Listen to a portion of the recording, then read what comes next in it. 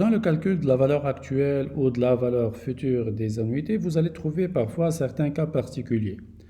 Alors, il s'agit de combinaisons d'annuités constantes, d'annuités croissantes et de perpétuité. Autrement dit, vous allez avoir par exemple, les 2 premières années, vous allez avoir des annuités constantes. À partir de la quatrième année, vous allez avoir des annuités croissantes.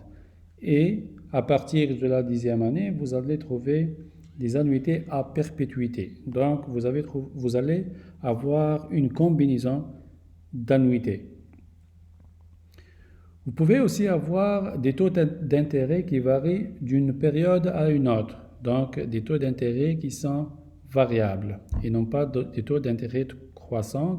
Donc, dépendamment de la période, vous allez avoir un taux d'intérêt qui est différent.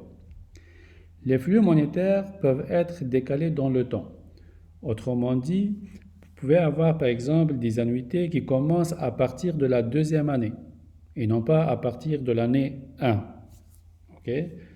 Vous pouvez aussi avoir des annuités qui commencent au temps t égale 0. Parce que rappelez-vous, dans toutes les formules que nous avons vues, on suppose que les annuités commencent à t égale 1.